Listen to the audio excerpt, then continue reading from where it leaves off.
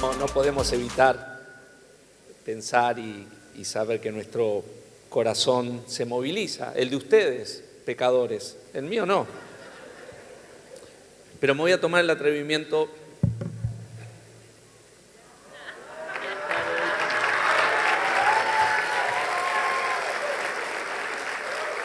que son todos futboleros, aunque no les guste.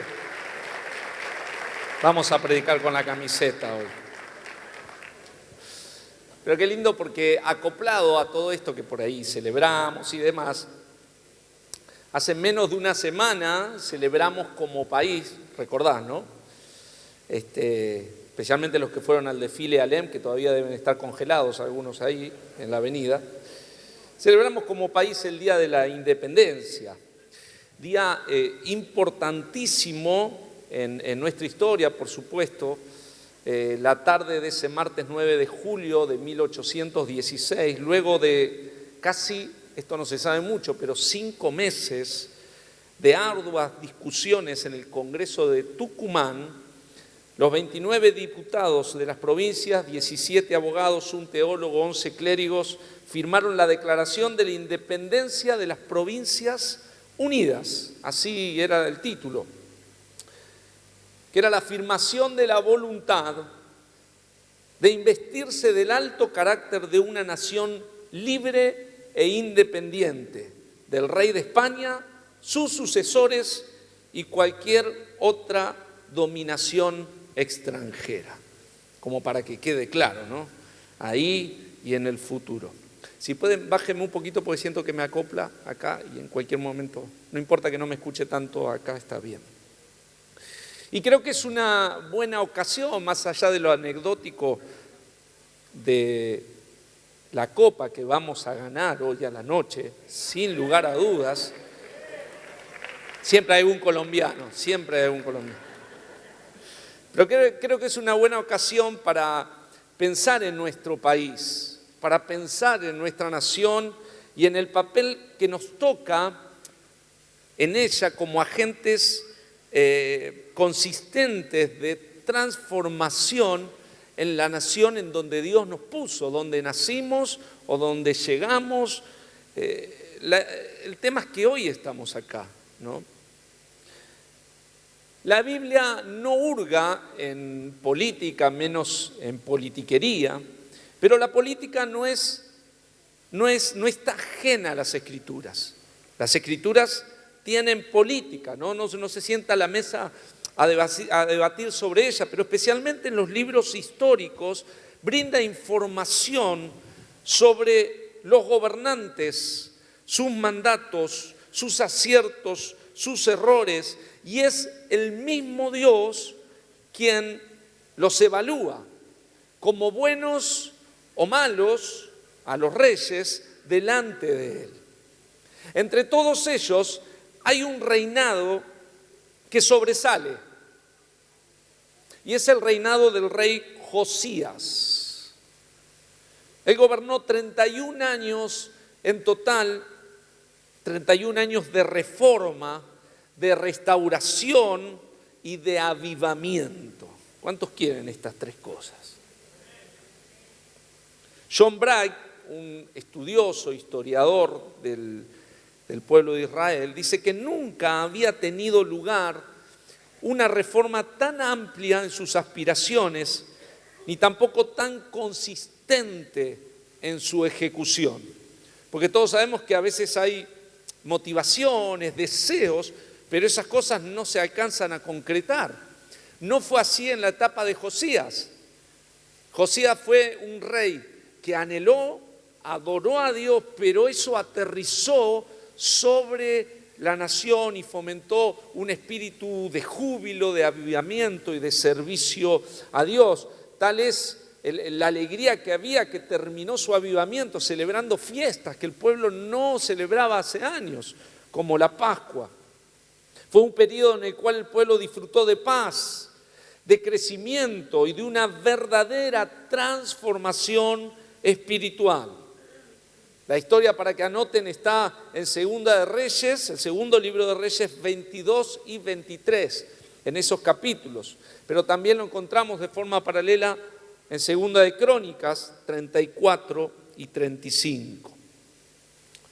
Empieza así la historia en Segunda de Reyes. Dice que cuando Josías comenzó a reinar, era de 8 años y reinó en Jerusalén 31 años.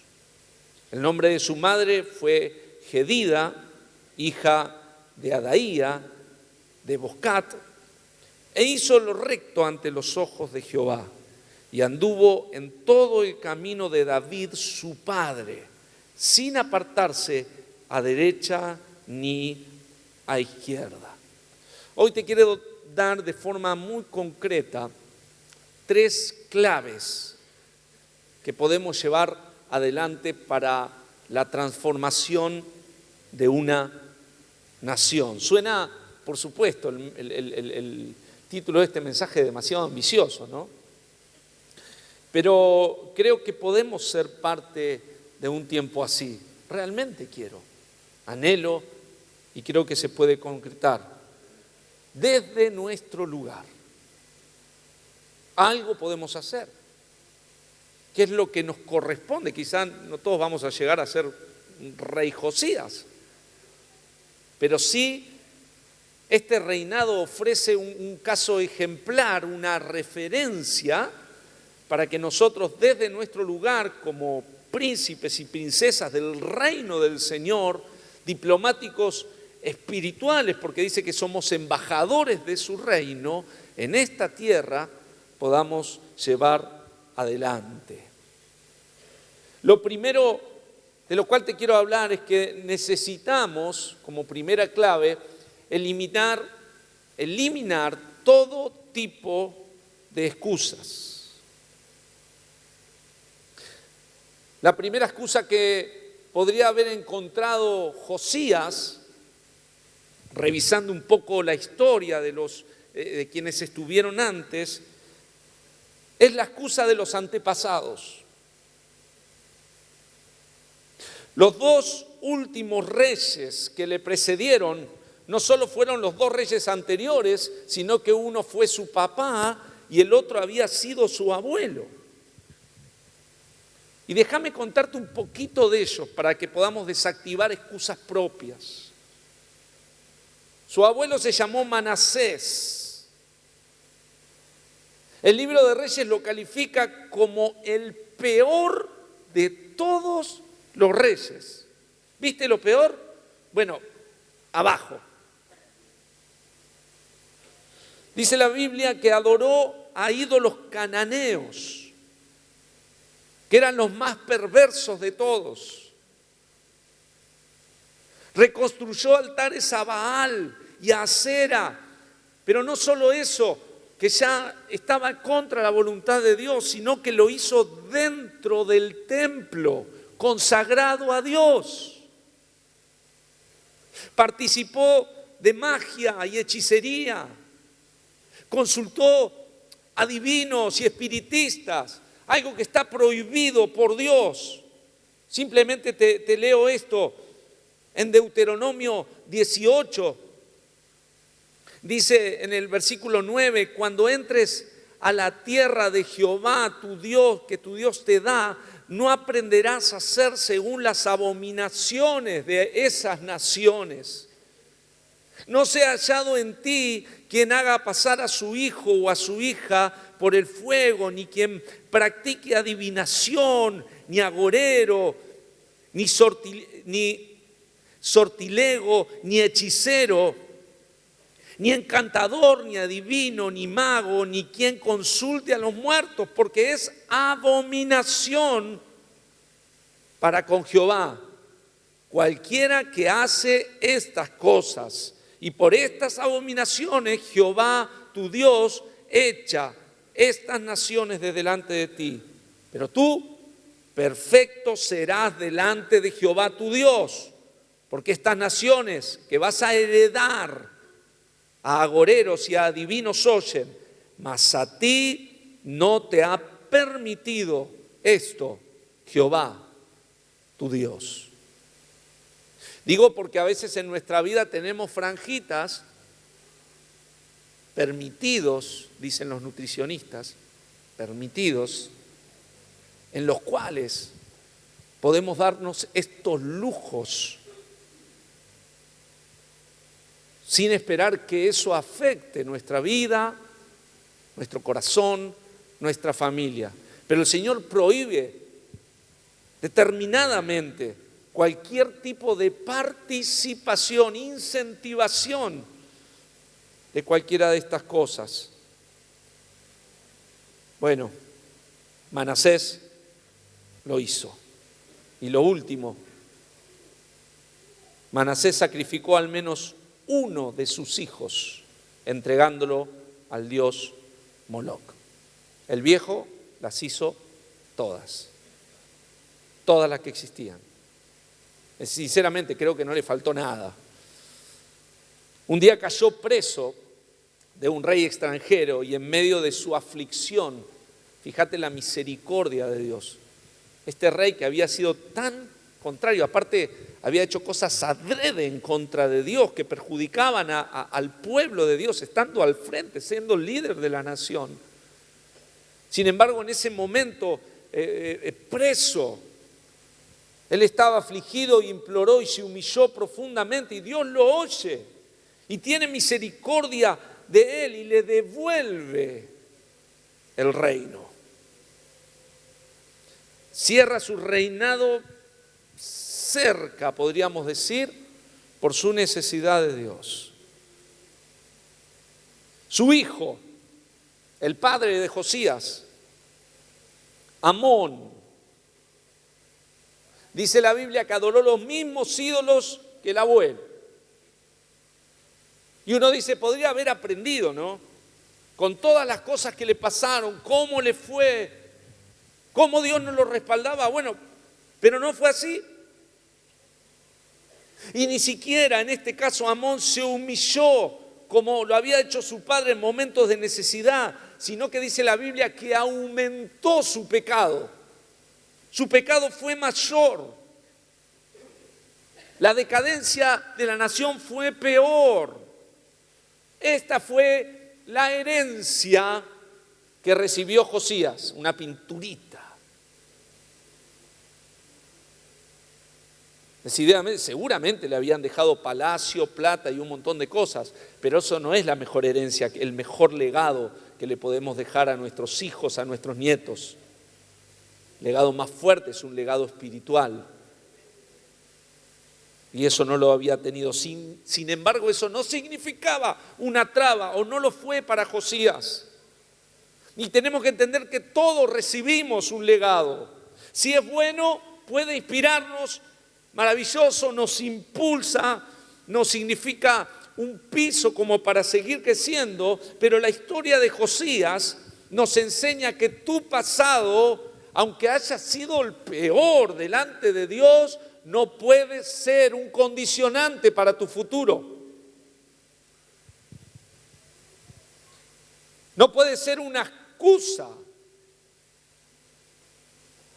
Dios puede levantarte de en medio de las cenizas más profundas de tus padres, de los escombros de tu familia, y puede hacer de vos una persona destacada, relevante a nivel espiritual, de la cual se hable, se predique, muy lejos como Bahía Blanca, 2500 años después.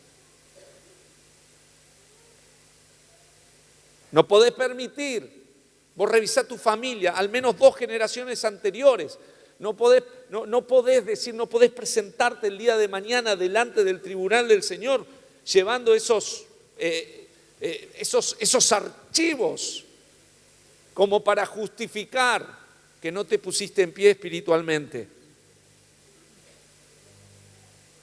Eso no existe en la palabra.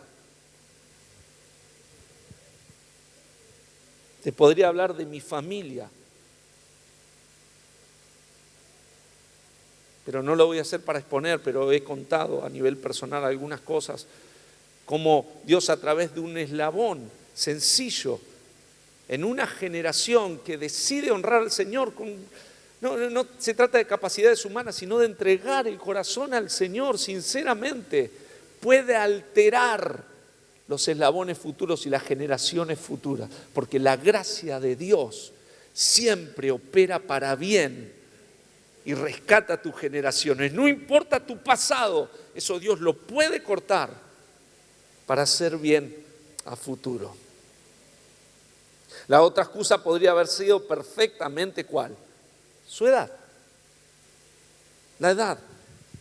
Porque Josías comenzó a reinar a los 8 años y seguramente cuidado y guiado por su mamá,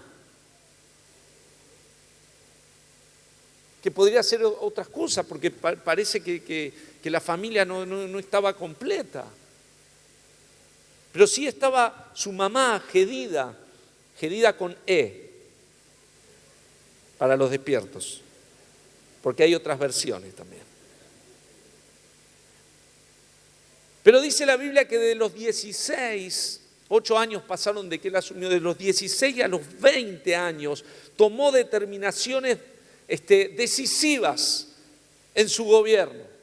Es decir, que llegó una edad en la vida de todos en donde tenemos la capacidad y la oportunidad de decidir para bien. Sos un chiquitín y decís, voy a esperar, ¿no? Voy a postergar, voy a patearlo para adelante. Y no es así, porque la edad no es una excusa para servir, honrar y obedecer al Señor. O por ahí decís, buenísimo porque esta predicación es para los más jóvenes. Es un mensaje para los adolescentes, lo necesitan, qué bueno es lo que viene. Pero eso también quedaría dentro del mismo pretexto, la edad. Porque aunque los más chicos tengan más fuerzas, todavía no libraron tantas batallas como vos, que tenés menos pelos o pelos de otro color. Y como yo también, ojo. Ellos no tienen todavía la sabiduría, la riqueza que te dio la vida, aún tus errores, aún tus pecados, tus fallas, tus faltas. Sería bueno que adquiramos sabiduría de otra forma, pero eso lo podemos volcar a la nueva generación, no solo a tus hijos, no solo a tus nietos, sino a todos los que te rodean. Así que nunca es tan temprano ni tampoco tan tarde para saber que podemos ser parte de una generación que cambie una nación. Lo he encontrado otras veces, pero este testimonio impactó mi corazón por la cercanía que hubo con la generación anterior.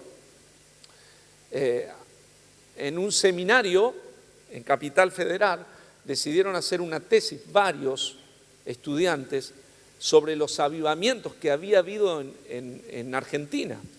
Y encontraron un caso específico, porque así se llevan adelante las tesis, que había sucedido en la Patagonia con un hombre que tenía origen aborigen. Él se llamaba Colihuinca y el Señor lo usaba tremendamente. Tenían campañas multitudinarias.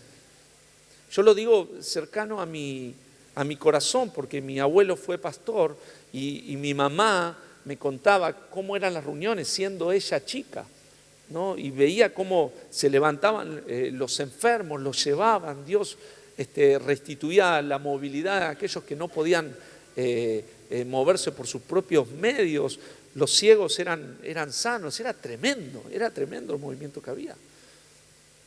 Y estos estudiantes haciendo su investigación decidieron viajar, porque habían escuchado que las últimas veces estaban en el sur, él viviendo ya grande, superaba los 70 años, en una ciudad.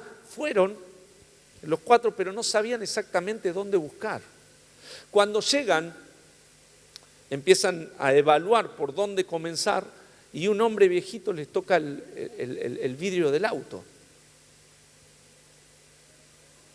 Y ellos abren y le dice, ¿quién es usted? Yo soy Colihuinca.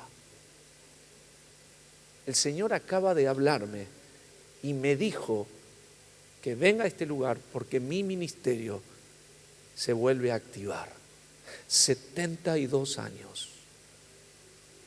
Y yo te quiero decir a vos que tirás este mensaje, no es tarde. Si Dios te tiene con vida es porque te quiere usar. Erradica de una vez la excusa de tu edad. Listo. El Señor tiene algo para vos. Y en el Señor no hay jubilados.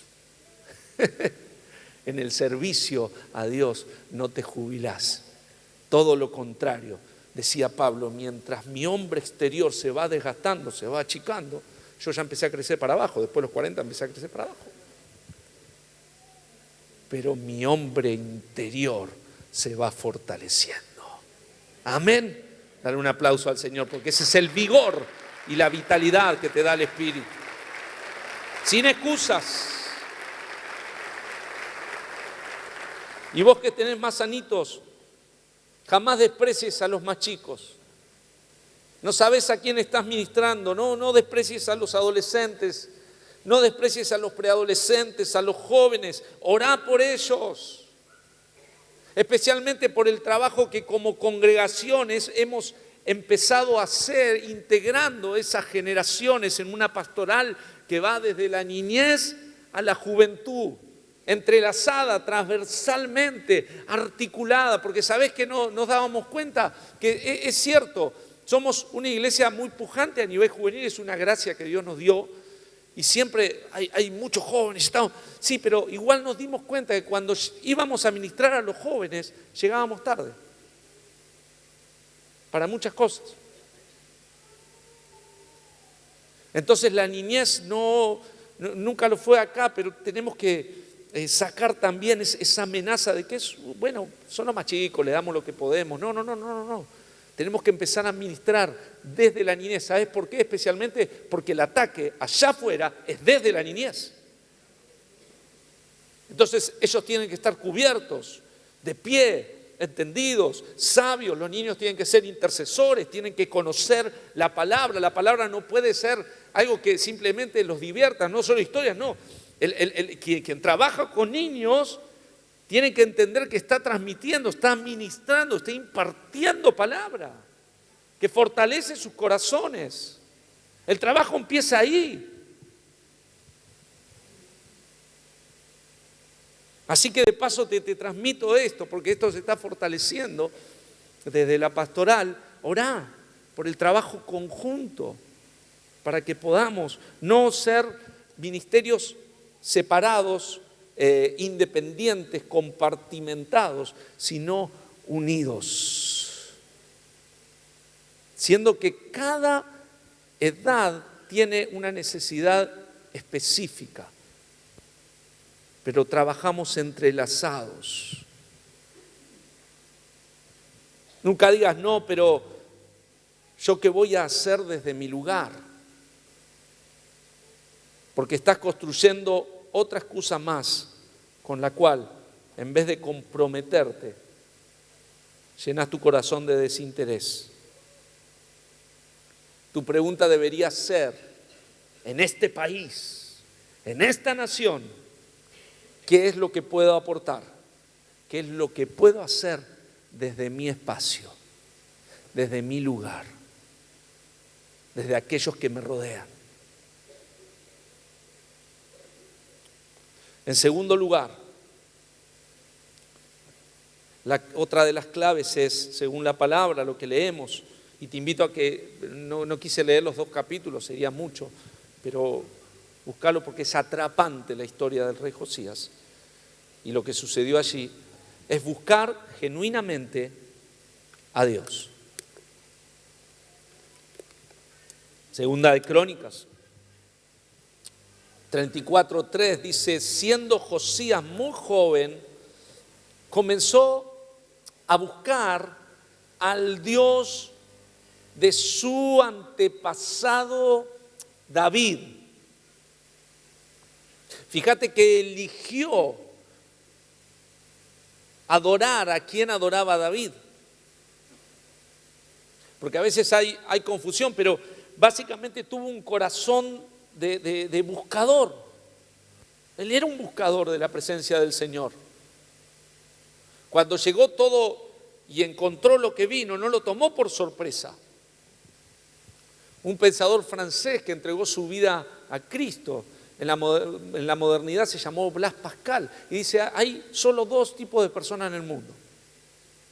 Dice, los buscadores insaciables o los vagabundos en la vida.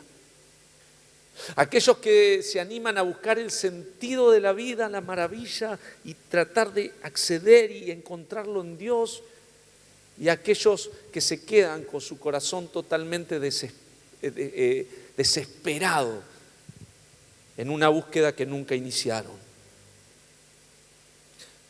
Josías era un buscador de la presencia de Dios. Se dio cuenta que poner a Dios en el lugar más alto significaba bajar todo lo que ocupaba ese espacio. ¿Me escuchaste? Poner a Dios en el lugar más alto. Acordate que se adoraba en las cumbres, en los lugares altos, significaba bajar de ese lugar todo lo que iba a ser adorado. Dios no comparte ese espacio con otros ídolos.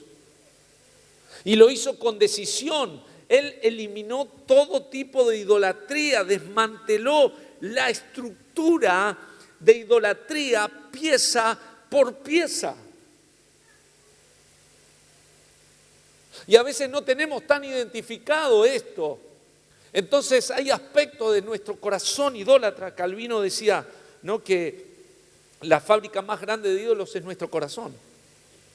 No el taller de yeso o el carpintero, nuestro corazón. Y a veces no tenemos ídolos que podemos tocar y palpar, pero hay cosas, hay personas, hay circunstancias que están sobre Cristo. Estoy seguro que si el culto era al mismo horario que el partido, la asistencia no iba a ser la misma. Estoy seguro. ¿A qué se debe eso? Si hay cosas en tu vida que sabes que pueden estar en contra de la voluntad del Señor, pero no hablamos mucho, de eso no se habla, no se mira, de eso no se toca, no entramos en ese tema. Hay temas que hablas con tus consejeros, con tu timonel, con tus pastores, pero esa puerta no la abrís, no querés ceder, hay lugares donde Dios no reina. Eso Josías no lo permitió. Y después lee la historia porque usa palabras fuertes para esta situación. Palabras como destruir, despedazar, quemar, purificar. Y estas son acciones drásticas. Es la vehemencia de un corazón con celo por Dios, que no simplemente juega a ser bueno, no juega a venir a la iglesia, sino que teme a un Dios que es santo. Es la pasión de un hombre que quiere honrar a Dios. Segunda de Reyes 23, 25, léelo ahí conmigo, creo que lo tenemos. No hubo otro rey antes de él que se convirtiese a Jehová de todo su corazón. Repetí conmigo, de todo su corazón, de toda su alma y de toda su fuerza, conforme a toda esta palabra que se repite, toda la ley de Moisés. Ni después de él nació otro igual. Buscar a Dios genuinamente es ponerlo a Él en primer lugar, con exclusividad. Él no compite.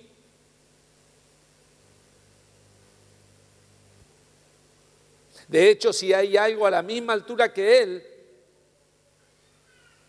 Él no va a compartir ese espacio, porque no puede El Señor le dijo a quienes querían seguirlo, no pueden servir a Dios y a las riquezas, porque a uno van a amar, al otro aborrecer.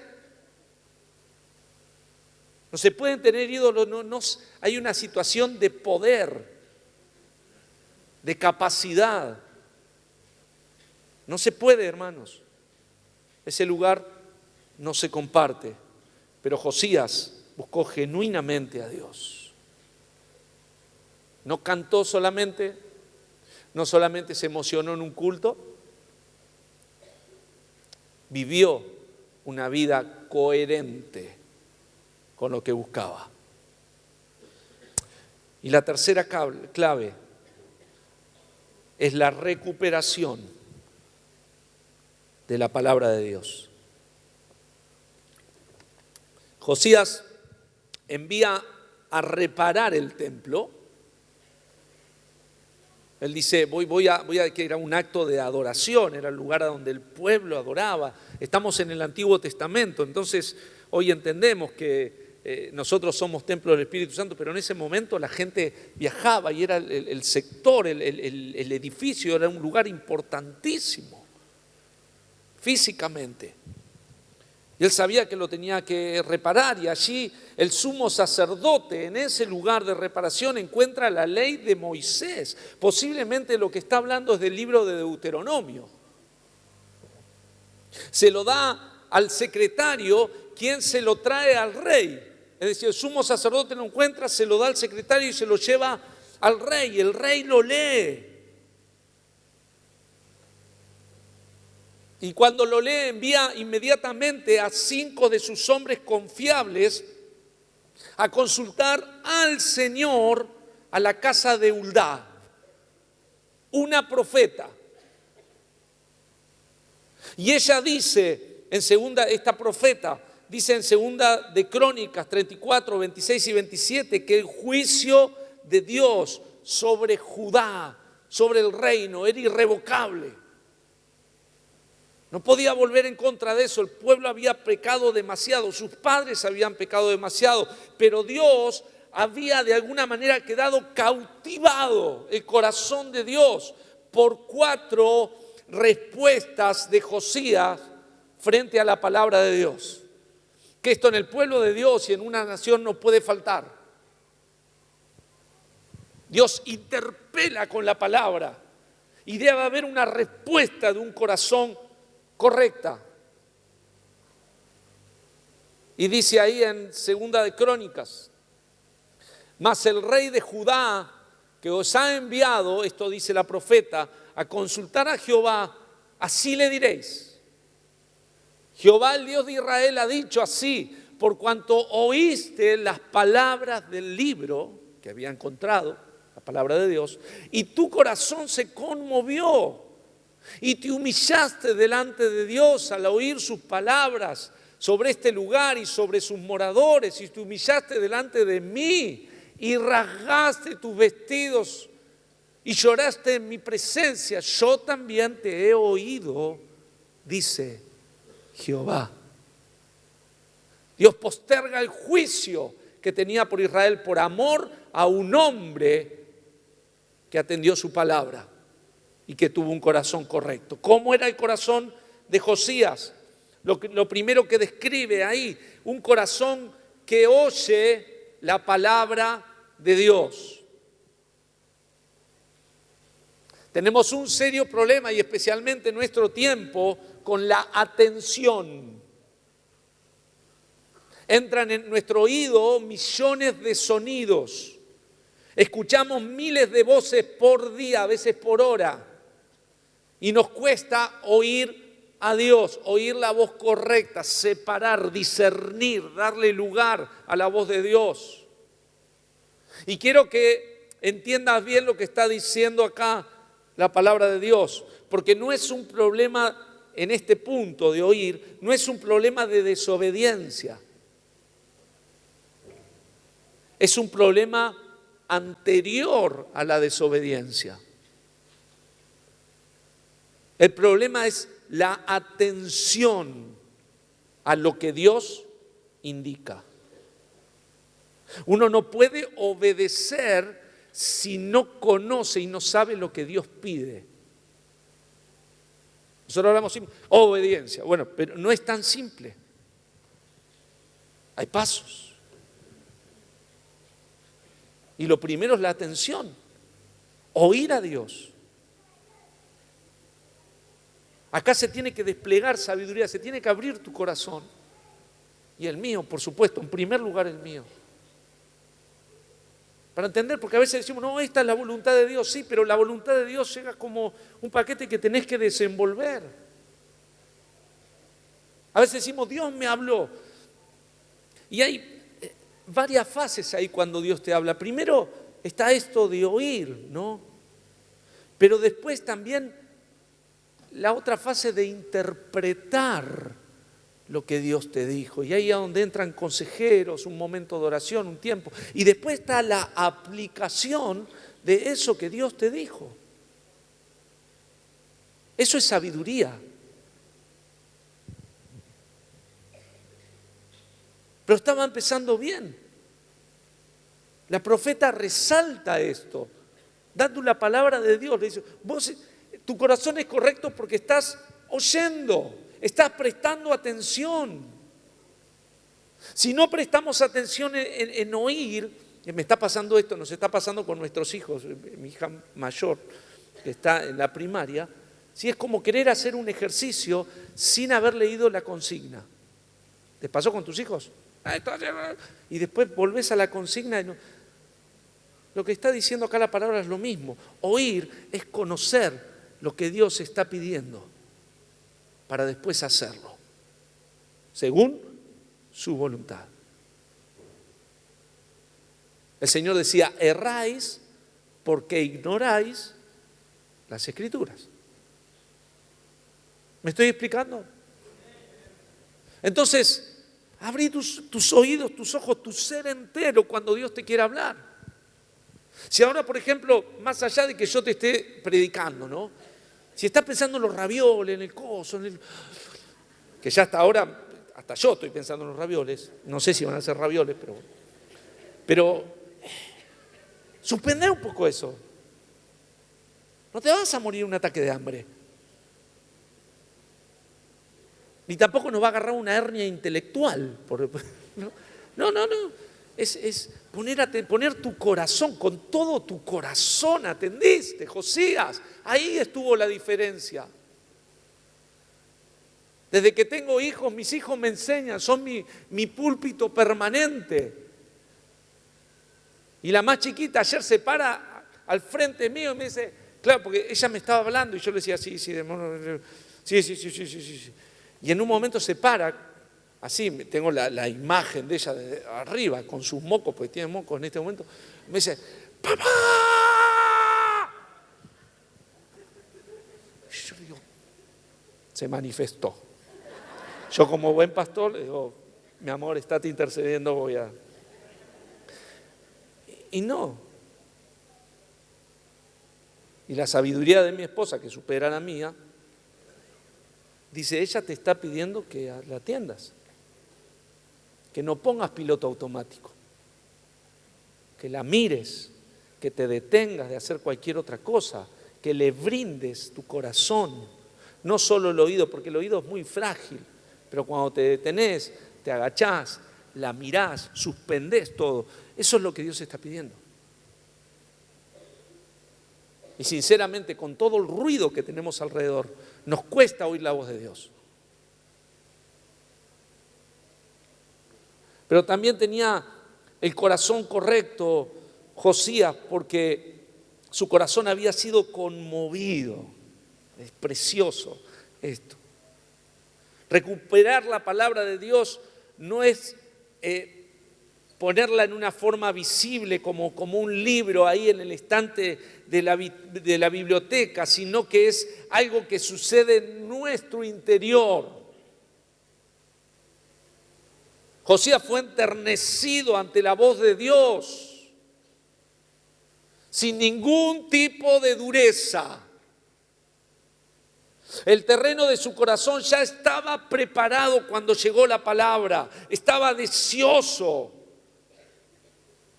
Él dejó que la leyeran, no tuvo queja, no tuvo resistencia, sino tuvo apertura y sensibilidad.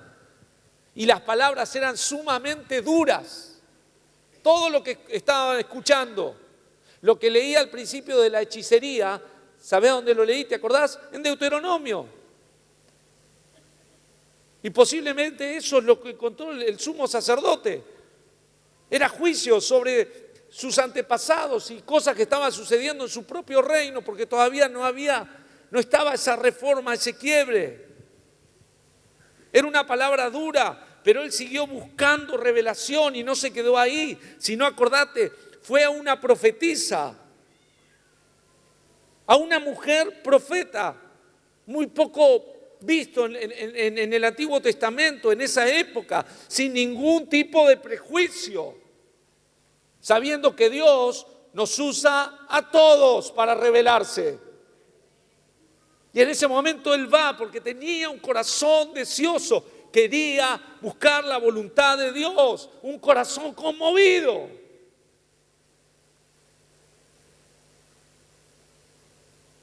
A veces pecamos de frialdad, de demasiado desapasionamiento para ir a leer la palabra. No dejamos que el Espíritu Santo coloque en nuestro corazón la ternura para recibirlo. La tierra no está blanda. Por lo tanto, la acción del Espíritu es limitada. El corazón de Josías era correcto porque era un corazón, en tercer lugar, humillado. Uno de los actos más puros de adoración, en el cual reconocemos nuestro error y también quién es Dios y quiénes somos nosotros, es cuando nuestro corazón es humilde. Pero venía haciendo todo bien, porque no era ni como su abuelo, estaba lejos, ni como su papá, porque ya tenía deseo de agradar a Dios. Sin embargo, en el corazón del rey Josías, no hubo orgullo. Dios, cuando fue con su palabra, no encontró en su vida un territorio hostil, empedernido con su propia opinión. No se quedó de pie Josías ante la palabra de Dios con sus consideraciones o con soberbia, sino que buscó en ese momento misericordia de Dios. Eso es un corazón humilde. Decime si no te ha pasado que la palabra de Dios venía, insistía por un lado, por otro, y encontraba una resistencia en tu vida. Eso es carencia de humildad. Dios no puede obrar en esos corazones. Y el corazón, en último lugar, fue correcto, porque fue un corazón arrepentido. Sí, por supuesto, la humildad está bien, pero la humildad tiene que derivar en arrepentimiento. No se queda solo con su interior conmovido, ni en un momento de adoración espontánea, sino que sigue con hechos. Me encanta Juan el Bautista, y creo que alguna vez lo dije, pero Juan el Bautista, el mensaje de Juan el Bautista era más reducido que el de Jesús, ¿no? Juan dijo, yo vengo, bautizo en agua, pero que viene tras de mí, va a bautizar con agua, ¿cómo fue? Viene con todo, prepárense, y yo le estoy preparando el camino, así que detrás de mí viene. Pero algo que tenían en común los dos mensajes, el del Mesías, el de Jesús, y de aquel que le preparó el camino, era el arrepentimiento.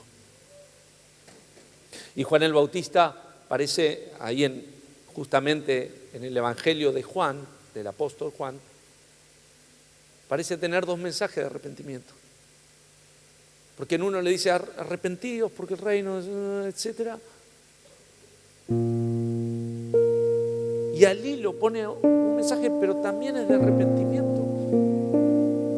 En pocas palabras, pero en el segundo dice, ustedes tienen que tener fruto dignos de arrepentimiento. Porque la gente sí accedía al mensaje, se bautizaba, pero su vida continuaba igual después del agua. No había un cambio profundo. La versión Dios habla hoy dice, en estos frutos dignos de arrepentimiento, dice la traducción, que se vea claramente que ustedes han cambiado de actitud. Sus vidas cambiaron. Por la gracia de Dios, obviamente, no lo podemos hacer en nuestra fuerza. Vivir una vida según Dios no es difícil, es imposible. Si no te aferras a la gracia de Dios para perdonar, ¿cómo haces? Simplemente obediencia a secas. No, la gracia de Dios ahí que trabaja en tu interior. Arrepentimiento verdadero. Y va para allá y decido con las fuerzas que Dios me da por la acción del Espíritu Santo empezar a caminar según Dios. Y camino para allá. Una vez un joven me dice, sí, yo di un giro en mi vida, un giro de 360 grados. Era tan fuerte el giro de su vida que volvió al mismo lugar. Él estaba apasionado, pero demasiado baile, le digo. Es la mitad.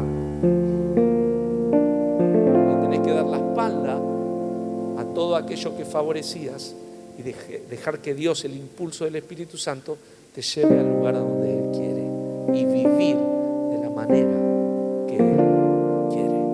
Arrepentimiento. Y todo el pueblo se arrepintió.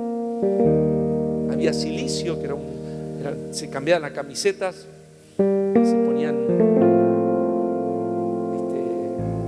una especie de remera que no era nada cómoda, que representaba el dolor que sentía el corazón de Dios y el arrepentimiento de ellos. Ya termino.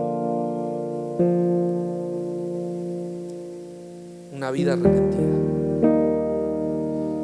concluye en obediencia, como un acto de adoración y rendición total, porque entiende uno que fue perdonado. Es cierto que los pecados de ocultismo no agradan el corazón de Dios, como ya vimos al principio, pero escuchá lo que dice el Señor al primer rey de Israel. ¿Te acordás quién fue? ¿Te acordás quién fue? Saúl. Muy bien, me encanta la participación. Él fue el primer rey de Israel, una concesión que Dios hizo. Le dice en 1 Samuel 15:23, la rebeldía es tan grave como la adivinación y la arrogancia como el pecado de idolatría.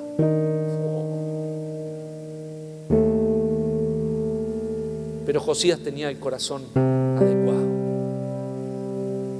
Segunda de Reyes 23:3, cuando comienza a cerrar la historia y el pueblo empieza a celebrar, a ver la gracia de Dios por cómo su rey los había guiado de nuevo al Señor, relata lo siguiente, dice, y poniéndose el rey en pie junto a la columna, hizo pacto delante de Jehová, de que irían en pos de Jehová y guardarían sus mandamientos, sus testimonios y sus estatutos con todo el corazón y con toda el alma, y que cumplirían las palabras del pacto que estaban escritas en el libro. Y todo el pueblo confirmó el pacto. Así que si querés ver la nación transformada, comencemos por nosotros. ¿Te parece bien? Si vos querés confirmar un pacto de este tipo, te invito a que te pongas de pie. Si querés hacer la voluntad de Dios, con todo lo que nos cuesta a veces, pero su Espíritu está detrás nuestro. Josías era el rey y dijo, acá hay alguien que gobierna por sobre mí. eso necesitaba la palabra y hacer su voluntad. Antes de que cantemos y antes de que ya cerremos esta reunión, déjame hacer una oración por 3 cosas específicas. Por un compromiso, comprometiéndonos desde nuestro lugar. Orar por aquellos que quizá tienen injerencias hoy en cargos y son parte del pueblo de Dios. Y también para bendecir a nuestra tierra. ¿Qué te parece? ¿Me acompañas? Cerrás tus ojos. Señor, Padre amado,